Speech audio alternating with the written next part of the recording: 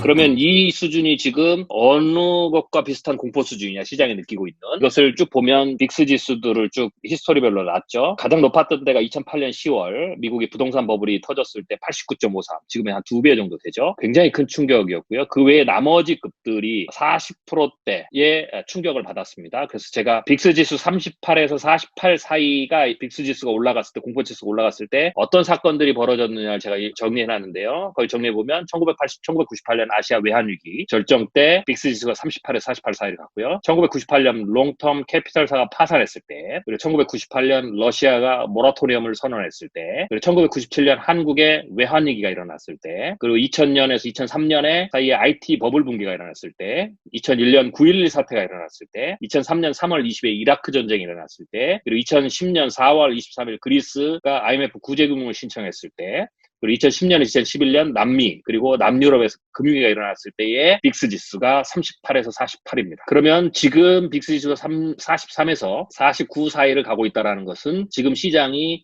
지금 제가 열거했던 이런 정도의 사태와 맞먹는 수준의 공포지수를 가지고 있다라고 봐야 되죠. 그래서 연준이 제가 보고 있었지만 굉장히 빠르고 이례적이고 굉장히 놀랍도록 피컷을 한 겁니다, 지금. 물론 그게 연준이 잘했는지 안 했는지는 상황을 따져봐야 되는데 굉장히 지금 급한 상황으로 시장을 받아들였다. 그게 연준의 이유입니다. 즉 이 말은 제가 연준이 기준금리를 올리려고 지금 자세를 취하고 있다가 제로금리로 갈 수 있는, 그럼에도 불구하고 연준이 제로금리로 간다면 어떤 일이 벌어지는가 했을 때 그때 이런 리스크가 발생을 하면 지금 말씀드렸던 이런 위기들이 발생을 해서 미국 경제에 충격을 크게 주게 된다면 제로금리의 가능성이 있다라고 말씀을 드렸는데 지금 연준이 현재 사태를 그렇게 바라보고 있을 수도 있다. 아니 뭐 아직은 좀 더 봐야 되겠지만 그 정도 급으로 지금 경계감을 가지고 있다, 이렇게 봐야 됩니다. 그래서 실제로 현재의 이 사태가 경제 상황이 만약 그 충격까지 비화된다면 그게 이제 터닝 포인트가 어떻게 되느냐, 그게 바로 6단계를 넘어서 7단계까지 가는 상황입니다. 이게 벌어지면 이제 그 사태가 현실화되는 거죠. 그리고 그 정도의 경제 충격이 될 것이고, 그러면 연준이 결국은 이 뜻밖의 사태로 제로금리까지 가게 되는 그런 충격을 현실화된다. 라고도 우리가 이제 시나리오를 봐야 되는 겁니다. 그래서 그렇게 지금 비교를 해보는 거고요. 아무튼 연준은 현재로서는 그 정도의 어떤 경계감을 가지고 있다. 연준뿐만 아니라 G7 재무장관들하고 그리고 세계 주요 중앙은행들이 그렇게 긴급 통화를 하고 지금 내린 조치죠. 그래서 그 이후로 캐나다도 그렇고 지금 계속해서 금리를 지금 내리기 시작하죠. 선제적 대응을 지금 하는 겁니다. 그리고 이 선제적 대응은 근데 이제 문제는 이게 효과가 그렇게 크지 않는 게 지금 투자 시장을 달래는 건데요. 이 투자 시장을 달래는 이유는 이 투자 시장이 지금 연준이나 세계 주요 은행들이 대처하는 것은 타겟은 실물 경제가 아닙니다. 왜냐하면 실물 경제는 그 돈을 푼다고 해서 지금 실물 경제가 해결되는 문제가 아니고요. 실물 경제는 대응을 해서 잡아야 되는 거예요. 그래야만이 해결되는 문제지 지금 뭐 금리를 내린다고 갑자기 사람들이 밖으로 나와가지고 돌아다니고 갑자기 공장을 돌리고 하는 일이 아니라는 거죠. 그러면 왜 금리를 내리느냐? 이 사태로 인해서 금융 시스템에 충격이 갈 가능성이 굉장히 높기 때문에, 즉 자금이 돌지 않아서 나타날 수 있는 문제라든지, 지금 우리나라 중소기업 같은 경우도 지금 굉장히 심각하죠. 보통은 일부의 대기업들을 제외하고 여러분들이 잘 아셔야 될 게 요 정도 충격이 와서 실물 경제가 마비되는 상황이 돼서 3개월을 가게 되면 굉장히 심각한 충격입니다. 그러니까 이런 상황에서 여러분들이 무엇을 늘 염두에 두셔야 되냐면 실물 경제의 마비 상태가 1개월이냐 2개월이냐 3개월이냐가 굉장히 중요한 차이. 지금은 첫 번째 단계 1개월 단계에 와 있거든요. 지금 대략 한국도 그렇고 중국도 그렇고 거의 한 달 정도가 전 세계가 지금 경제가 마비 상황, 실물 경제에 굉장히 커다란 충격을 주고 있죠. 돌아다니지 않으니까. 그게 1개월에 끝날 거냐 2개월에 갈 거냐 3개월에 갈 거냐 굉장히 큰 차이입니다. 왜냐?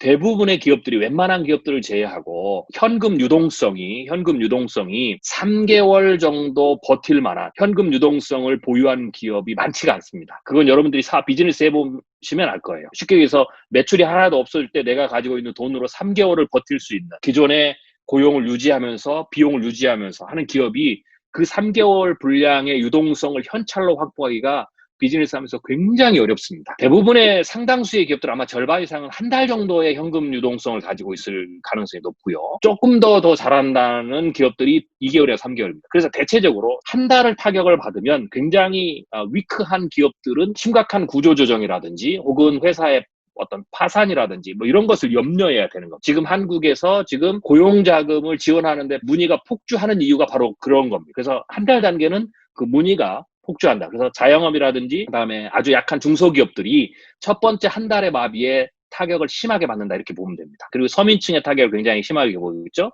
그리고 직업의 소득으로 본다면 직업에서 굉장히 위크한 부분에 있는 고용 불안정성이 굉장히 높은 비정규직이라든지 일용직이라든지 이런 부분에 있는 직업 환경에 있는 분들은 굉장히 심각한 타격을 보게 되는 거죠. 그것과 연관된 금융기관이 어디인지 이렇게 이제 그 다음에 연결해서 봐야 되는 거예요. 2개월 정도 가게 되면 굉장히 위험한 상태로 도달하게 되죠. 그리고 3개월이 되면 막대한 타격을 봅니다. 그래서 3개월 정도만 이 상태가 가면 금융 시스템에 직접적인 충격을 주게 됩니다. 그러니까 금융 위기로도 갈 수 있다는 거예요. 왜냐하면 그 3개월 정도가 되면 중견기업까지 타격을 받고 굉장히 많은 피해가 늘어나는 거죠. 그런데 그런 상황에서 한국처럼 가계부채가 많다든지 혹은 좀비 기업의 부채가 많다든지 부실기업 부채 많은 데는 곧바로 파산을 선언하거나 부채에 문제가 생기는 거죠.